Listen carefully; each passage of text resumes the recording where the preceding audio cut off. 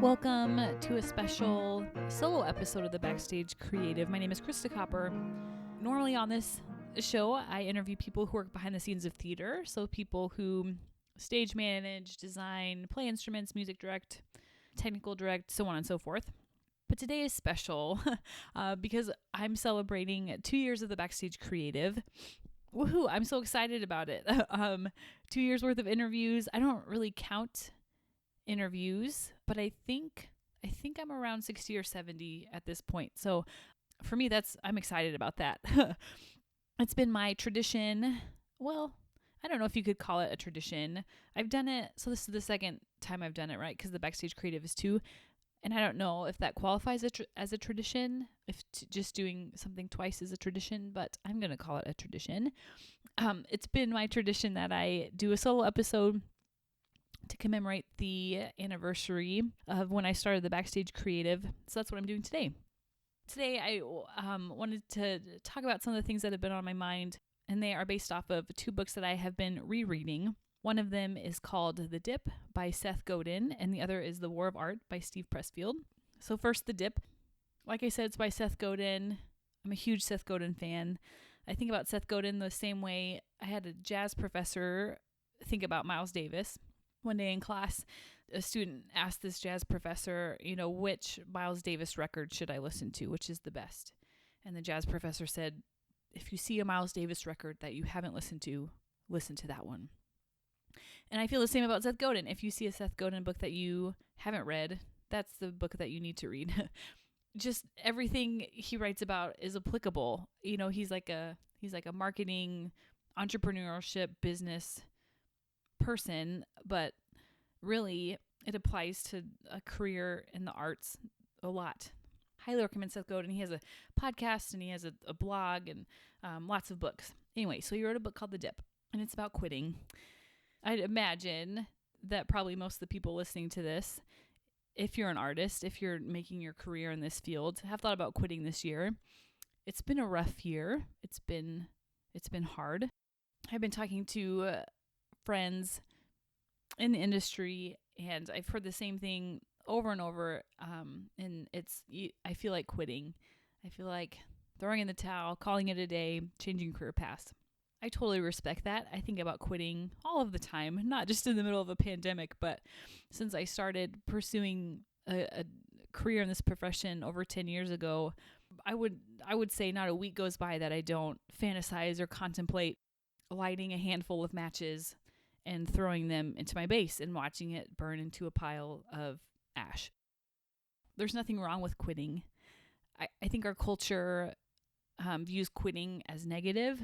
Some sports guy said, winners never quit and quitters never win. And I think that's malarkey. We have to quit. You need to quit things sometimes. But the trick is quitting the right things at the right time. And that's what The Dip talks about. Quitting is a good thing. It makes space for things that we are more passionate about. It makes space for things that may be more successful, like cutting your losses and just calling it a day. That's fine. There's nothing wrong with that. But what I love about The Dip is that Seth Godin talks about how to quit smartly. He uses an example of an ultra marathoner. So I am not a team sport person.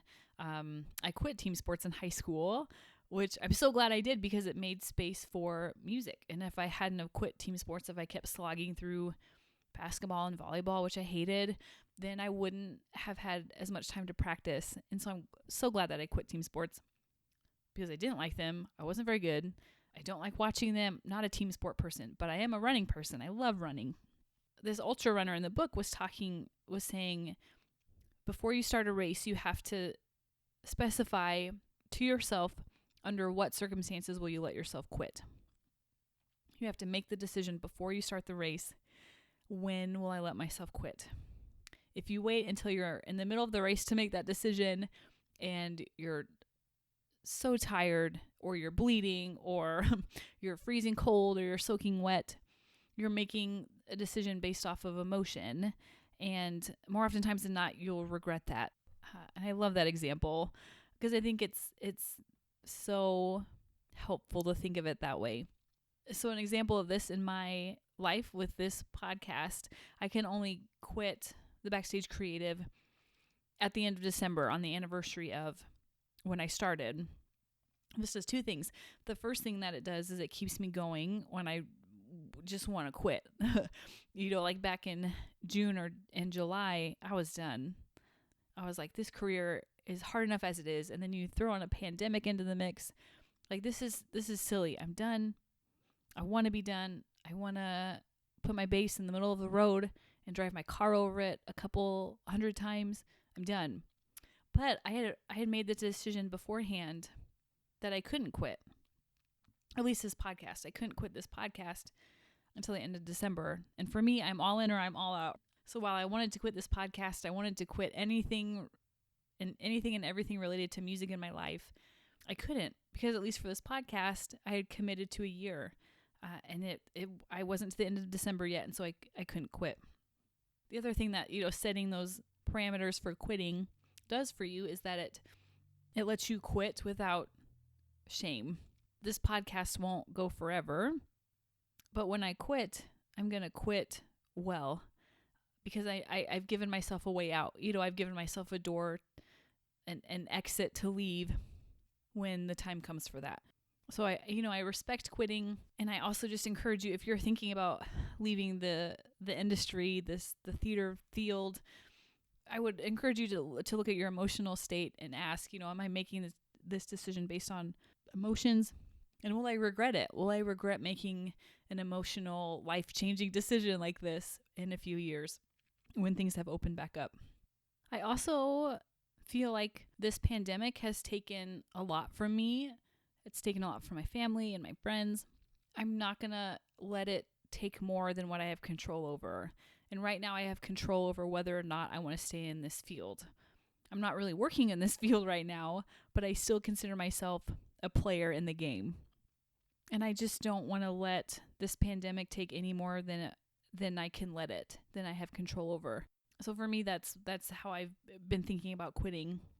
Like, I can quit after the pandemic is over, when things are open and running, and theaters are thriving again. But I can't quit in the middle of a pandemic. That's the parameter that I've given myself. And in general, as I've thought about quitting the field and what my overall guideline is for that, for me, it's my level of bitterness. I never want to be that person sitting in the green room, complaining, rolling their eyes during tech week, just someone who's just clearly done, right? I think most of us have worked with a person like that who's just done, who you think, why don't you leave? Like, you don't need to be here. Why are you still in this field? You clearly aren't enjoying it. If I am unable to keep that bitterness in check anymore, then I need to be done. Then I need to change career paths, retire, or whatever the case may be. Yeah, for me, that's my guidepost for quitting is my level of bitterness and whether or not I can keep that bitterness in check. Those are my thoughts on quitting. Take what's helpful, ignore the rest.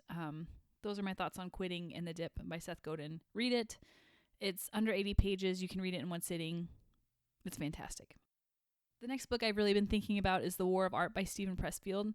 I'd be surprised if you haven't heard about this book. It's been around forever. I think it was written in the early 2000s. I think The Dip was written quite a while ago too. So anyway, The War of Art, one of my favorite books. If you haven't read it, read it. If you have read it, reread it. It's so good. It's so good. I was marking, when I was going through and rereading it a few weeks ago, I was kind of going through and marking things that stood out to me, and maybe think like passages or sentences I would want to read for this podcast episode. But it ended up being like 30 or 40. And so I thought, well, I probably shouldn't just basically read The War of Art to you on this episode. So I won't do that. But there's so much good stuff in that book. One of the things that I was thinking a lot about while I was reading it was the power of a consistent practice, the power of daily steps forward. There's a quote by, I don't know who said this. per usual, I don't know who said the quotes that I say. I've heard it attributed to Bill Gates. I heard it from Gary Vaynerchuk. But someone very wise somewhere said, we underestimate what we can do in a day, but we overestimate what we can do in a year. There's so many small steps towards something that we can take in a day that add up over time. As artists, we're playing a long game, a really long game. We're running in a marathon. This isn't a 100-meter dash. It's a marathon. It's an ultra marathon. It's a 100-mile run across a frozen lake in Mongolia. There's so many habits that we can incorporate into our day that just help us propel ourselves forward little by little every day. This podcast for me is such a potent example of that. 2 years ago when I started this, I had one episode, and now I have around 60 or 70. And it took 2 years, but 2 years later, here I am. And I have this body of work behind me that I can point to, and connections that I've made with people that I'm so grateful for. And that happened because I was consistent, because I kept going, because I didn't allow myself to quit when I was emotional and angry or frustrated. That's what we sign up for. We signed up for the long game with this. So I just want to encourage you, if you're thinking about starting something, a blog, a podcast, an active YouTube channel, a book, whatever it may be, just start it. The sooner you start it, the sooner you'll have work done. And it sounds so simple, but I think sometimes we talk ourselves out of things because either the project is too big or we don't feel qualified. And if you wait for something to be smaller or for you to be more qualified, you're gonna be waiting forever. So one of the things that the War of Art really hits on is daily confronting that resistance, daily confronting that fear of not feeling like you're enough, or not feeling like, or feeling like, who cares about what my idea is or what I'm passionate about trying to make. Just start, right? It's the same with quitting. If you're gonna quit. Go whole hog into something else, but don't put it off. Yes, we're playing a long game, but life is also short. So whatever you're committing your life to, whatever long game you're committing your energies towards, do it wholeheartedly. Another thing that kind of goes along with that is there's a quote by Seth Godin. If I ever say anything that sounds like clever or wise, it comes from one of three places: Seth Godin, my teacher in grad school, Robert Black, Brene Brown, and some Malcolm Gladwell thrown in there too. So Seth Godin says something, the wise, wonderful Seth Godin says something really great frequently. He says to dance with the fear. It's scary to create something. I was terrified to hit publish on my first several episodes of the Backstage Creative. But 2 years later, it's easier. Sometimes I am nervous. Sometimes before interviews, I'm pacing around my room, hoping they'll cancel because I'm so scared. But it gets easier. And while it gets easier, there's still that fear. And I think anytime you perform, anytime you hit publish, anytime you apply for something, you're putting yourself out there, and it's scary. Rejection is hard. And as artists, we face it a lot. And as artists, we have to have this weird balance between having a hard back and letting, criticism and failure and rejection slide off of us. But we also have to keep our hearts open to be able to create art and to be able to be sensitive to the people that we're collaborating with and to be sensitive to the audiences that we're serving. It's a hard balance. And I think the term dancing with the fear really brings that together for me. That fear is always going to be there. That resistance, like in the War of Art, he talks about the resistance and fear. It's going to be there. But the sooner you face it, the sooner you grab hold of it and dance with it, the sooner you can get to work, and the sooner you can create something and serve people and put as much good out into the world as you possibly can. It's helpful to name things, Sometimes I put off editing interviews. One, because it's kind of tedious, because I'm mostly editing out like ums and you knows. But it's also hard to hear my own voice. It's hard to listen to the interviews and because I criticize myself, I am like, oh, that person seemed really excited about this topic, but then I didn't follow that. I steered them a different way. I should have been more sensitive to what they were excited about, but when I name my hesitation and my procrastination over editing as resistance, that helps me know how to fight it and get back to work. When you name something, it loses some of its power.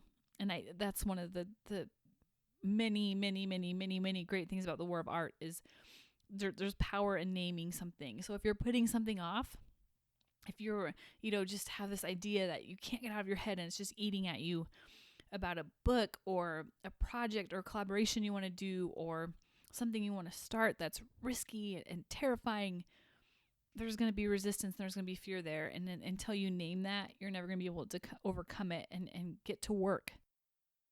So those are my thoughts on the dip and the War of Art.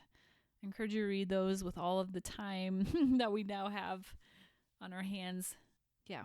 So some kind of loose final things I wanted to say at the end of this solo episode. First of all, how do you like this new logo? Isn't it awesome? I love it so much. It's designed by Carly Wagner, who I interviewed her, I think it was maybe last year. I don't remember when I interviewed her, but there is a Carly Wagner interview out there that's great.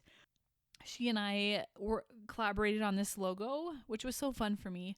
As a bass player, as a bass player in theater, I should say, I don't get to collaborate often, right? And most of the time I show up and I pick up my book and sometimes music directors want my input, but a lot of the times it's just play the page and add some spice and off we go. So it was fun to actually collaborate with Carly on this, and she was awesome. I really enjoyed the process of working with her. She's mostly a scenic painter, so if you need a scene painted, if you need a logo designed, check out her website. Her website is cwagnerartistries.com to get in contact with her. She's a great person. I highly recommend working with her if you need someone with her skill set.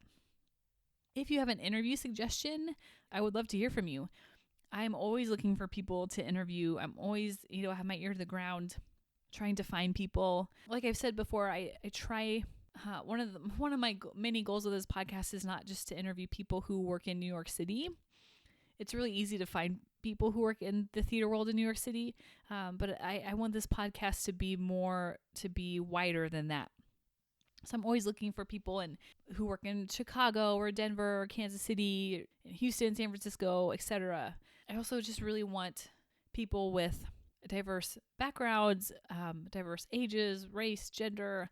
I really try to reach out to a diverse set of people. But one of the hard parts about podcasting is that you can't control who gets back to you. So I think it was in January of last year, there was a stretch where I had 6 or something stage managers in a row on the show, and they were all women. That wasn't intentional, but that was just who got back to me. I'd emailed people who did different things besides stage managing, but only the stage managers at that time got back to me. So I'm trying, but again, I can't always control who gets back to me. If you are someone who wants to be interviewed on the podcast, don't feel like that's vain or anything. Any and every suggestion of someone who you think might be a good fit to be interviewed on this podcast, I would love to hear it. Like I said, I'm constantly looking for people to interview. In order to reach out to me, you can find me on Instagram or Facebook, Krista Copper, both spelled with K's, or you can email me, kacopper1@gmail.com. We'll get you in touch with me. Last of all, thank you for listening. I appreciate so much that people listen to this. This podcast isn't perfect. I'm aware of that. Sometimes the editing is questionable. Sometimes the sound quality isn't the best.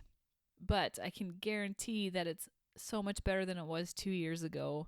And for that, I'm so proud, right? This is a project that I'm just so proud of. And so I thank you that you listen to it. I would hope that I would still be reaching out and having these conversations with people, even if no one listens, but who knows if I would. But I'm grateful for an excuse to talk to really cool people about art and theater and magic, and you as the listener contribute to that. So thank you. I have so many great interviews coming your way for 2021. So make sure that you're subscribed. Make sure that you've liked the Backstage Creative Facebook page so that you can so that you won't miss out on some really, really good stuff. I did like a whole day's worth of interviews a few days ago, and it was such a good day. Like at the end of the day, I just felt so happy, and I just felt just happy. That's one of the goals I've had with this podcast, is to connect with people. It just feels so good to connect with people, especially during a pandemic when I'm not working in the music, theater, entertainment worlds right now. I love kind of having this lifeline into the theater world through the podcast. Thanks again, and I will see you in a little while for the next episode of the Backstage Creative.